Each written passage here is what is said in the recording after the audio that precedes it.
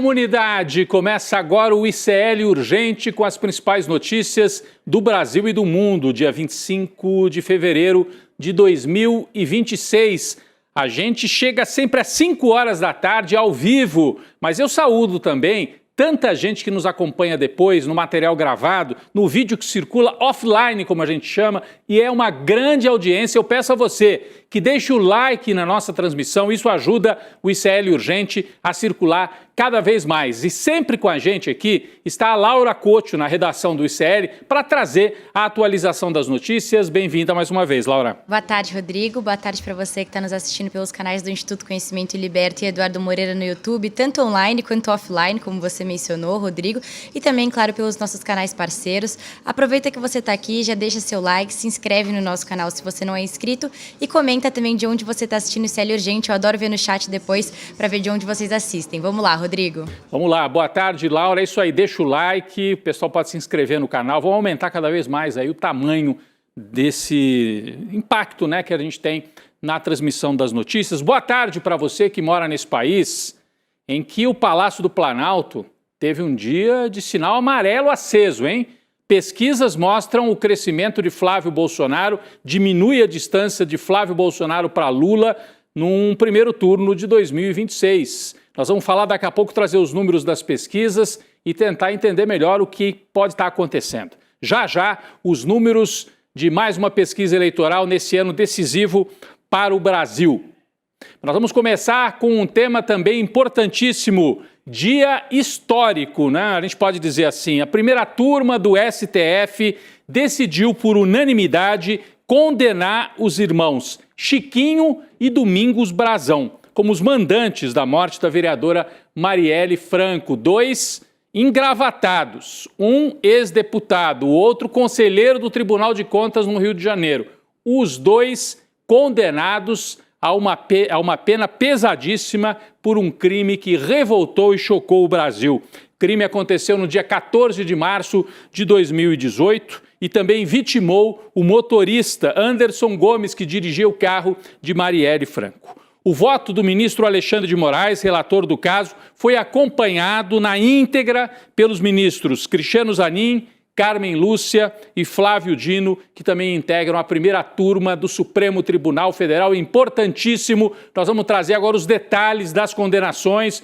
O julgamento acabou agora há pouco, daqui a pouco ao vivo também, Heloísa Vilela, mas é a Laura Couto que traz as atualizações, os detalhes destas condenações. Laura. Os irmãos Chiquinho e Domingos Brazão foram condenados a 76 anos e 3 meses de prisão por duplo homicídio, homicídio tentado e organização criminosa. Já o ex-PM Ronald Paulo de Alves pegou uma pena de 56 anos de prisão por duplo homicídio e homicídio tentado. Ele foi apontado na delação do Rony Lessa como tendo sido responsável por monitorar os passos da vereadora Marielle Franco nas semanas que antecederam o crime. Já o delegado da Polícia Civil do Rio de Janeiro, Rivaldo Barbosa, foi condenado só por obstrução de justiça e corrupção passiva.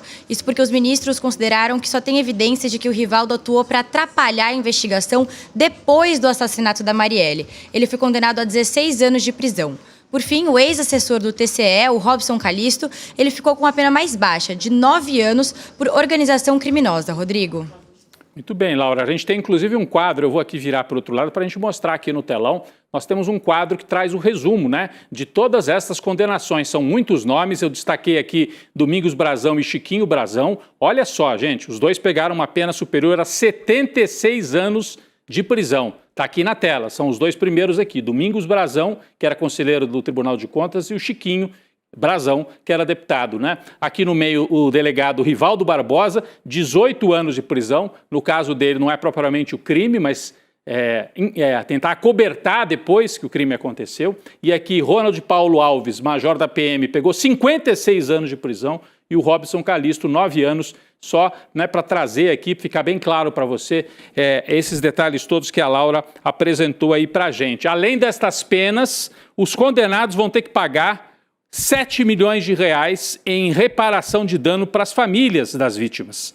E também para a família de Fernanda Chaves, que era a terceira pessoa no carro e que sobreviveu a esse crime terrível. Então, as famílias vão receber indenizações. Também foi determinada a perda de função pública de Domingos Brazão, Rivaldo Barbosa, Ronald Pereira e Robson Calisto. Todos também, além de perder as funções públicas, ficam inelegíveis, se é que tinham essa pretensão, né?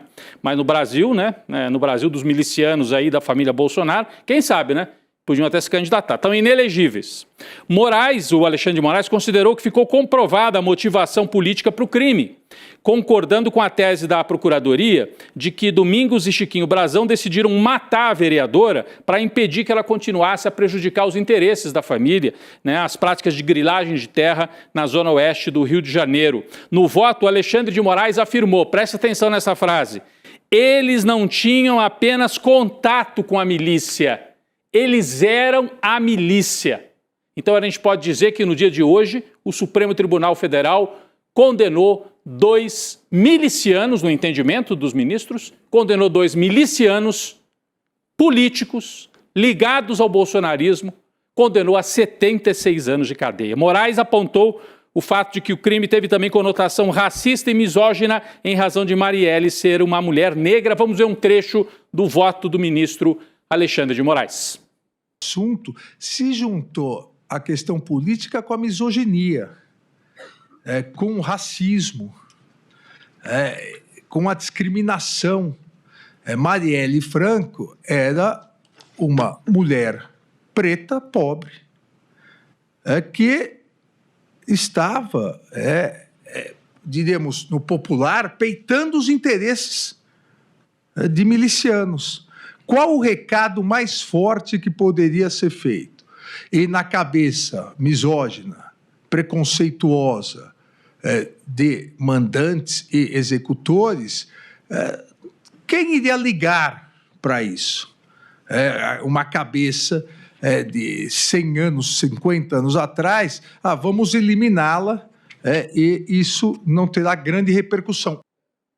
É um voto fortíssimo esse trecho do Alexandre de Moraes, e a gente vai agora ao vivo a Brasília com a repórter Heloísa Vilela, que acompanhou esta sessão no Supremo Tribunal Federal, que terminou com a condenação dos irmãos Brazão e dos outros 3 réus, agora condenados. Elô Vilela, as suas impressões desta sessão, o voto do Alexandre de Moraes, daqui a pouco a gente vai trazer trechos dos outros votos, e você acompanhou, inclusive, a reação da família da Marielle, né, Heloísa? Relata pra gente, por favor. Sim, olha, Rodrigo, a primeira coisa é essa frase que você acabou de repetir aí do Alexandre de Moraes, quem é que vai ligar? Isso daí permeou o dia inteiro aqui, porque foi justamente também o que martelou a ministra Carmen Lúcia. Consideraram Marielle um elemento descartável, uma pedra no caminho que podia ser tirada sem nenhuma grande consequência.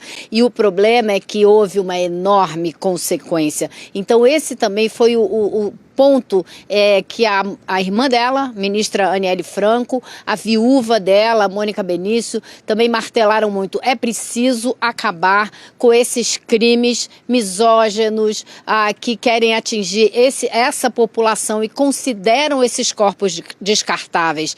Né? A Aniele falou disso de uma maneira muito contundente e a Mônica Benício também, sabendo que existem muitos outros casos a serem investigados e existe muita gente correndo risco o tempo todo nesse Brasil ainda tão injusto. Então, foi a tônica de várias falas aqui hoje. Eu queria destacar para você também, Rodrigo, você fica esperando aquele momento em que vai sair a sentença e que vão sair as penas e a reação de todo mundo que estava assistindo, acompanhando o julgamento. Mas eu te digo o seguinte, foi de um silêncio absoluto, um silêncio de respeito para quem estava em volta das famílias, para nós jornalistas que estávamos dentro da sala e de sentimento muito misturado, porque é uma vitória derrotada, sabe, Rodrigo? Porque não vão voltar. A Marielle não volta, o Anderson não volta. O que se perdeu foram pessoas que têm famílias que não tem como reparar isso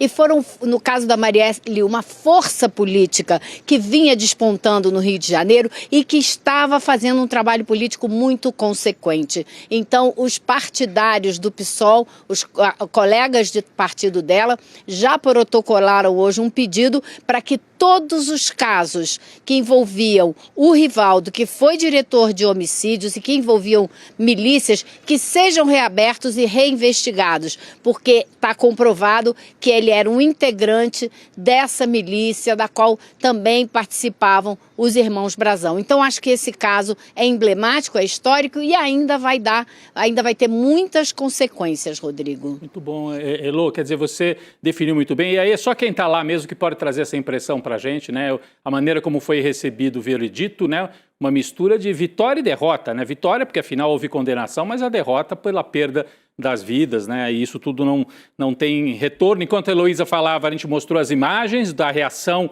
depois do fim do julgamento, né? Mas no momento em que houve a sentença, a Elô relatou aqui para a gente um silêncio grande na sala. Heloísa, eu queria trazer aqui também o voto da Carmen Lúcia. A gente separou um trecho aqui, ela foi a terceira a votar e disse que o Brasil, um pouco na linha do que você estava falando também, não pode deixar outras Marielles serem assassinadas. Vamos conferir o voto da Carmen Lúcia. Eu me pergunto, senhoras e senhores, quantas Marielles o Brasil permitirá sejam assassinadas até que se ressuscite a ideia de justiça nesta pátria de tantas indignidades. Está aí o voto da Carmen Lúcia. Acho que a Elô já... Fala, Elô, você queria comentar, fala. Eu acho só que ela foi muito veemente também na condenação ou na descrição do que é a corrupção que as milícias, as facções criminosas promovem no Estado e na política. E ela disse que isso é um atentado contra a democracia. Ela relacionou, como outras pessoas também, o julgamento do 8 de janeiro com esse julgamento de Marielle, falando que é mais uma faceta da luta que a gente ainda tem que ter para fortalecer, preservar, salvar, garantir a nossa frágil democracia. Certo. E, Elô, eu vou trazer também aqui um trecho do ministro Cristiano Zanin. A Heloísa até ressaltou isso para a gente ao longo, né, da sessão, enquanto estava acontecendo, mandou no nosso grupo. Olha aqui, o Zanin citou, né, uma matéria do ICL, do nosso colega colunista Jamil Chad. Vamos conferir esse trecho do voto de Cristiano Zanin. Inclusive de modo raro, como registrou o jornalista Jamil Chad no último dia 23, que alguns relatores especiais da ONU emitiram posicionamento no sentido de estarem acompanhando esse julgamento e pedindo justiça e reparação para todas as vítimas do persistente racismo sistêmico, da discriminação estrutural e da violência no Brasil.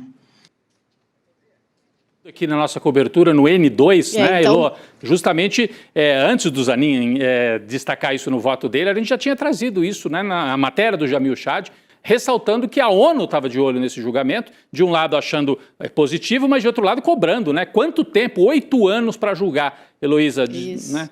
É importante isso também, né? Exatamente, Rodrigo. O Zanin estava tentando destacar o impacto mundial desse caso. Não só como as populações do mundo trataram, mas as cobranças feitas em cima do Brasil para que apurasse e chegasse aos mandantes desse caso. E como não podia deixar de ser o Jamil Chad, que acompanha tudo que existe de mais importante que acontece no mundo, foi o jornalista que ele citou, que descreveu muito bem essa preocupação no mundo e na ONU. Muito bem, Heloísa, brigadíssimo pela sua participação ao vivo aqui no ICL Urgente, no N2. Daqui a pouco a gente tem outras informações aí com o balanço de Brasília desse julgamento importantíssimo. Valeu, obrigado, Heloísa. Até já. Até já. Muito bem, eu vou trocar aqui de assunto, mas ainda no campo da segurança pública, né? O projeto de lei antifacção foi aprovado numa votação simbólica da forma como foi proposto pelo relator do projeto, o deputado bolsonarista Guilherme Derrite. No relatório, ele atacou o texto que tinha vindo do Senado e removeu, olha só, o Derrite tirou do texto que acabou sendo aprovado na Câmara a taxação das bets, que financiaria mais dinheiro, traria mais dinheiro para a segurança pública. Então, passou na Câmara, o Derrite tinha sido relator na Câmara, foi para o Senado, o Senado melhorou o projeto e agora voltou para a Câmara e o Derrite piorou de novo. mas não conseguiu tirar tudo, não mudou completamente. A Laura tem mais detalhes sobre isso direto da nossa redação. Laura. O presidente da Câmara, Hugo Motta, pressionou e enquadrou os parlamentares da base governista para que eles votassem o texto do DERIT sob ameaça de que, caso contrário, o Hugo Motta votaria com o texto original da Câmara, Rodrigo, aquele antes de passar pelo Senado. E como você citou, o texto aprovado exclui essa chamada seed bets, que é uma tributação extra sobre o dinheiro das apostas para financiar ações de segurança pública. E as notícias ruins não param por aí, Rodrigo. O novo relatório apresentado pelo Guilherme Derrite transformou o debate sobre o marco legal do combate ao crime organizado num embate direto entre a Câmara e o Senado, Rodrigo. Laura, ele tentou marcar posição, né? No parecer, o Derrite sustentou que o texto aprovado no Senado enfraquecia a resposta do Estado contra facções criminosas. A gente tem aqui na tela um trecho, né, do que disse o Derrite no seu relatório, que acabou aprovado em votação simbólica. Olha aqui, longe de representar um aperfeiçoamento, o parecer do Senado promove enfraquecimento estrutural do marco legal construído pela Câmara. Então ele travou uma espécie de embate entre Câmara e Senado. Em vez de juntar todo mundo para tentar combater o crime, o Derrite ficou fazendo politicagem e atacando o projeto que vinha do Senado. Num outro trecho, ele chegou a dizer que o texto do Senado, vamos lá para outra página, segue uma linha de favorecimento da impunidade. Isso deixou bravo, viu? O relator do PL antifacção no Senado, o senador Alessandro Vieira, que é do MDB do Sergipe, ele rebateu os ataques do Derrite durante uma sessão no plenário. Vamos ver o que disse o senador Alessandro Vieira em resposta a esse relatório aí do Derrite. Vamos lá. Mas, infelizmente, presidente, a Câmara dos Deputados vai apreciar o relatório e o relator fez uma escolha. A escolha do relator Derrite foi retomar trechos do texto que impedem a atuação dura da justiça e da polícia contra o criminoso rico. Ao fazer a alteração como fez, a redação como está posta, que vai a voto ainda, você vai ter que resultado. As ferramentas de investigação mais duras só se aplicam ao pobre. A retenção, todo o trabalho que pode ser feito, só ao pobre. Esquemas do tipo máfia do INSS, Banco Master, desvios de emendas, não terão nenhum tipo de dureza no tratamento. Está aqui. Esse vídeo foi gravado, na verdade, um pouco antes da votação acontecer na Câmara, mas já era uma resposta do Alessandro Vieira, sabendo que o relatório do Derrite seria aprovado, e ele meio que desenha para a gente o que fez o Derrite. Ele torna mais duras as medidas contra o criminoso lá na base e protege, né, não endurece o tratamento do crime do colarinho branco. Por que será, né, que o Derrite faz isso? O bolsonarismo quer proteger máfia do INSS, quer proteger Banco Master, etc. É o que diz o senador Alessandro Vieira. A gente separou aqui um quadro para você entender o que diz esse projeto de lei antifacção que agora foi aprovado na Câmara dos Deputados. A nossa equipe preparou, são muitos itens, né? Ele cria a tipificação de facção criminosa válida para organizações, milícias e grupos paramilitares. Então, é uma maneira de você conseguir enquadrar, né, melhor esse tipo de criminoso. Prevê pena de reclusão de até 40 anos e inclusão num banco de dados de integrantes e financiadores das facções. Então, é uma maneira de atacar diretamente as facções. Aumenta a pena para crimes como bloqueio de vias, controle de território por violência e obstrução das forças de segurança. Então aqui está atacando, e tem que atacar mesmo, o criminoso que faz bloqueio nas comunidades, que coloca aquelas barricadas, ok. O que diz o Alessandro Vieira, não age com a mesma dureza contra a turma da Faria Lima, contra os criminosos de lavagem de dinheiro. Facilita a decretação de prisão preventiva para combater facção, autoriza bloqueio e apreensão de bens ligados a facções, né? Permite que juízes autorizem gravação de visitas a pessoas ligadas a facções, inclusive visitas com advogados, claro, se houver decisão judicial nesse sentido, porque em alguns casos se entende que o advogado vai ali para trazer informação de dentro da cadeia para municiar a facção que age fora da cadeia. Bom, vamos sair um pouco dessa questão da segurança pública e vamos voltar à política eleitoral. As brigas dentro da extrema-direita acenderam um alerta no Partido Liberal. O senador Flávio Bolsonaro convocou para hoje uma reunião com o objetivo de puxar o freio de mão, né? Realinhar os caminhos. O Flávio não quer simplesmente acalmar os ânimos, né? Segundo os aliados, a pretensão dele com essa reunião é mostrar quem é que manda. Ele quer dizer que existe uma hierarquia no partido e, consequentemente, na campanha. A Laura explica para a gente o sentido dessa reunião aí do Flávio Bolsonaro. Esse encontro está acontecendo agora na sede do Partido Liberal em Brasília e foram convocadas as bancadas do partido na Câmara e também no Senado. A expectativa é de que o Flávio Bolsonaro vai impor uma ordem e dar uma bronca geral em todo mundo. E o herdeiro do Bolsonaro também pretende afirmar de uma vez por todas que ele foi o escolhido pelo pai como o novo capitão e que a direção vai ser dada pelo próprio Flávio. Ou seja, o senador vai centralizar as decisões. Mas o Flávio também pretende deixar claro para os parlamentares que quem for visitar o Jair Bolsonaro na cadeia não pode sair dando declarações sobre candidaturas nos estados. A gente sabe que a escolha das chapas estaduais tem causado bastante conflito aí, né? Na extrema-direita, a gente vê a Carol de Tone, o Espiridião Amin e o Carlos Bolsonaro em Santa Catarina. Então, o recado vai ficar dado, né, Rodrigo? Exatamente, Laura. Agora, o Flávio precisa convocar mais gente, eu acho, para essa reunião aí, hein? Vocês viram o que disse o Malafaia? O Malafaia já tinha atacado o Dudu Bolsonaro. E agora ele soltou mais uma. A gente pode colocar aqui no telão mais uma fala do Malafaia. Agora ele atacou o Paulo Figueiredo, que é o ajudante do Eduardo Bolsonaro lá nos Estados Unidos. Ele disse: o filhote da ditadura, Paulo Figueiredo, calado é um poeta.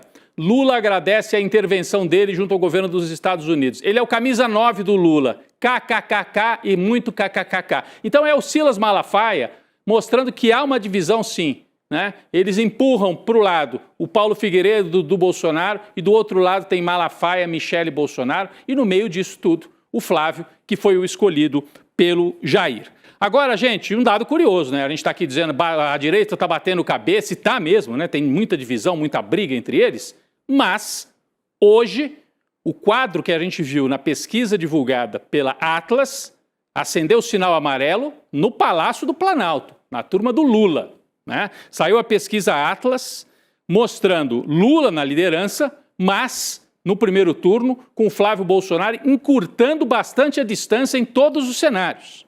Né?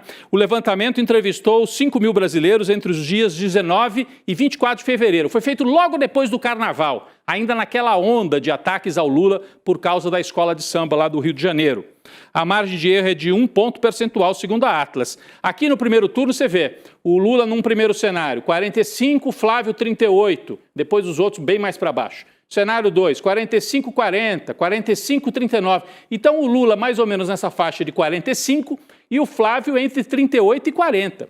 A gente separou aqui o cenário 1 para mostrar como é que a curva se encurtou, a distância, a boca do jacaré, como a gente diz, em primeiro turno. Nesse cenário aqui, a linha vermelha é o Lula. Ele tinha 48% na pesquisa anterior e veio para 45%. O Flávio tinha 35% e subiu para 38%. 8 pontos de diferença. Na pesquisa anterior eram 13, quase 14 pontos de diferença. Então, a boca do jacaré fechou e esse é um fato trazido pela Atlas. E também nós temos aqui um dado ainda mais preocupante para o Palácio do Planalto, é o dado de segundo turno. Empate absoluto, segundo a pesquisa Atlas, entre Flávio e Lula. 46% Flávio, 46% Lula, disse a pesquisa Atlas. Importante a gente destacar esses números. Eu não brigo com número, eu não brigo com pesquisa. Só destacar também que a metodologia desta pesquisa é captar os entrevistados, uma espécie de pescaria na internet. Mandam lá. Você quer dar a sua opinião sobre campanha eleitoral? Aí a pessoa responde, gasta ali uns 5 minutos e responde um questionário na internet. Então é uma pesquisa que capta esses movimentos fortes nas redes. É uma pesquisa que talvez seja boa para captar ondas e não seja tão boa para captar números tão exatos. A Atlas acerta e erra dependendo do caso. Eu não estou dizendo com isso que o Flávio não encurtou a distância, mas eu estou querendo dizer que a pesquisa foi feita no momento exato em que o Lula apanhou muito nas redes por causa do caso do Carnaval. Vamos esperar as próximas pesquisas. De qualquer maneira, acende um sinal de alerta e mostra para o Palácio que não tem salto alto, vai ser uma campanha duríssima e a extrema-direita, apesar das brigas, continua a ter muita força. Saindo da pesquisa eleitoral e voltando para o Judiciário, a Polícia Federal cumpriu hoje um novo mandado de busca e apreensão contra mais um suspeito de participar do vazamento de dados de ministros do STF e de parentes deles, né? A determinação veio do Alexandre de Moraes, que é o responsável por supervisionar essa investigação. O mandado foi cumprido em relação a uma pessoa no Rio de Janeiro que não teve a identidade revelada. O investigado vai usar tornozeleira eletrônica e a gente não sabe quem é. Acho estranho isso, né? Para quem não se lembra, no último dia 17, a PF deflagrou uma operação contra 4 pessoas que teriam acessado os dados de ministros, bem como de parentes, né? Por exemplo, a esposa do Alexandre de Moraes, a enteada do Gilmar Mendes e um filho do ministro Luiz Fux. Agora, mais uma pessoa investigada pela Polícia Federal. Olha, o caso gravíssimo de assédio sexual, né? Denúncia envolvendo um desembargador em Minas Gerais. A pressão funcionou. A Justiça de Minas mandou prender o homem de 35 anos que havia sido absolvido depois de manter relacionamento com uma menina de 12 anos. A decisão é do desembargador Majid Nawef Lawar, que voltou atrás. Ele havia votado para absolver esse homem. Esse aqui é o desembargador. Ele havia votado pela absolvição do acusado. Acontece que esse desembargador não fez isso só de boa fé, não. Aliás, não fez provavelmente por boa fé. Ele fez isso porque a batata dele está assando, como se diz. Antes da decisão, o Conselho Nacional de Justiça recebeu uma representação contra esse desembargador. O protocolo é de autoria da deputada Duda Salabert. Ela diz ter recebido mais 2 relatos formais de assédio sexual contra o desembargador. Então, ele havia absolvido um acusado e ele mesmo foi acusado de assédio. Tem mais 2 casos contra ele agora. Vamos colocar aqui na tela rapidinho, a nossa equipe fez aqui um quadro. Olha aqui, são casos gravíssimos. Uma estagiária que tinha 19 anos em 1997, era aluna de direito e subordinada a esse magistrado. Foi convidada para um almoço, o magistrado sentou ao lado, se aproximou demais dela, colocou a mão na perna durante o encontro e houve uma tentativa de beijo forçado, segundo ela, né? Esse caso teria acontecido em 97. Depois, em 2009, uma outra estagiária com 30 anos, subordinada funcional, chamadas frequentes à sala, sem necessidade, um ambiente de intimidação. Ela foi colocada à força no colo, diz ela, né, o relato dela, né, desse magistrado. Toques sem consentimento e ela só foi liberada depois de ameaçar gritar. É o relato fortíssimo contra esse desembargador. A gente segue acompanhando esse caso e segue a acompanhar também a tragédia em Minas Gerais, né? Nós estamos falando das chuvas que atingiram fortemente Juiz de Fora e Ubá, 2 cidades em Minas, com 38 mortos até agora. Nessa madrugada, Juiz de Fora decretou estado de calamidade. As aulas foram suspensas em todas as escolas municipais. Aqui uma imagem, né, de um dos morros de Juiz de Fora que desceu ali, né, soterrando muita gente. É o fevereiro mais chuvoso da história, com 584 milímetros acumulados em Juiz de Fora. O presidente Lula lamentou a situação das vítimas e postou uma mensagem de apoio nas redes sociais. E Laura Couto, tem previsão de mais chuva, né, chegando ali nesta região de Minas Gerais, não é isso? Pois é, Rodrigo. O Instituto Nacional de Meteorologia divulgou um alerta de grande perigo para chuvas até a madrugada de sexta-feira, dia 27, na zona da Mata de Minas Gerais, que é justamente a região mais afetada pelos temporais desde segunda-feira. A chuva vai ser superior a 60 milímetros por hora e também foi apontado elevado risco de grandes alagamentos e deslizamento das encostas, como a gente viu na imagem. E a população segue correndo risco em Minas Gerais, já que o governador Romeu Zema reduziu as despesas na infraestrutura de combate às chuvas de cerca de 135 milhões em 2023 para 6 milhões de reais em 2025. E nos últimos 2 meses, a administração estadual destinou só 16 mil reais para a infraestrutura de combate aos temporais, Rodrigo. E a gente vê aí o resultado disso tudo. É uma chuva, uma tragédia imensa, quase 40 mortos já apenas na cidade de Juiz de Fora. Nossa solidariedade ao povo de Juiz de Fora e de Ubá. Laura, obrigado pela participação mais uma vez ao vivo aqui. Deixa o like, hein, pessoal, aí na nossa transmissão. Valeu, Laura. Valeu, Rodrigo. Até amanhã. É isso, pessoal. Olha, amanhã, falando nisso, uma inovação tecnológica. Ontem o Edu contou pra gente aqui da equipe, mostrou como é que vai funcionar o oráculo. Então, olha, é sensacional, gente. É uma ferramenta que vai permitir acessar todo o arquivo que está lá no ICL. Eu não estou falando das notícias, eu estou falando dos cursos, palestras, né? Pós-graduação. Então você tem uma dúvida, você faz uma pergunta como se fosse uma inteligência artificial, só que nesse caso ela está direcionada para gente de gabarito, para professor que deu curso aqui no ICL. E aí a sua pergunta vai lá, é listado tudo que você precisa saber sobre aquele assunto que está na plataforma ICL e você tem acesso e pode inclusive ouvir, deixa eu ver o que disse o Renato Janine Ribeiro sobre isso, o que disse o Castro Rocha, o que disse a Marilena Chauí, né? A Nancy Fraser, sobre determinado assunto.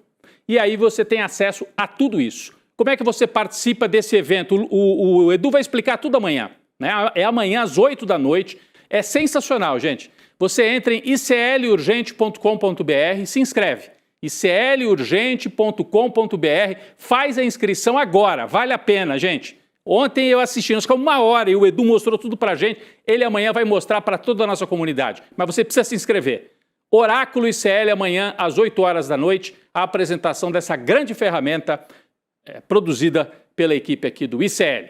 Vem aí o N2 com mais informação e mais notícias, daqui a pouco eu tô por lá. Valeu, gente. O primeiro super lançamento do ICL. Galera, esse ano é o ano que o bicho vai pegar. Ano de eleição aqui no Brasil. E se o negócio já é guerra sem ser ano de eleição, nesse ano se prepara. O negócio vai ser literalmente violento. E a gente tem que estar preparado. E o ICL vai revelar a maior ferramenta já desenvolvida até hoje para te dar esse superpoder de ser capaz de argumentar, de discutir, de debater com um conhecimento que ninguém tem e de forma prática, rápida e certeira. Uma revolução. Uma ferramenta que não existe em lugar nenhum do mundo. Você vai conhecer essa ferramenta que tem o nome de Oráculo ICL no dia 26 de fevereiro às 8 horas da noite. Você vai querer começar a usar no mesmo dia. O primeiro super lançamento do ICL para 2026. O ICL completou 5 anos levando informação de qualidade, reflexão e conhecimento que transformam vidas. E essa história não é feita sozinha. Ela é construída junto com nossos parceiros de todo o Brasil. Cultural FM 2 de ICL. Com você, onde você estiver. Passando para agradecer a grande parceria que temos com o Instituto Conhecimento Liberta. Obrigado pela parceria que realmente liberta. A nossa parceria aqui em retransmitir o conteúdo do N1 foi um golaço, um gol de letra, que venham muitos anos para nós. Um forte abraço a todos. Salve, camaradas do ICL! Vamos crescendo juntos aí nessa grande parceria e esperamos que venham mais muitos e muitos anos pela frente. Conhecimento liberta. E é por isso que nós temos essa parceria, para expandir esse conhecimento. E nós estamos juntos nesse processo e nessa... São vozes unidas em uma rede que cresce a cada dia, levando informação livre e independente para milhões de brasileiros. E você, que tem um canal no YouTube ou uma emissora de TV, pode se juntar a nós. Retransmita o sinal do ICL e leve transformação para a sua audiência. ICL, 5 anos de informação que liberta. E juntos, vamos muito mais longe.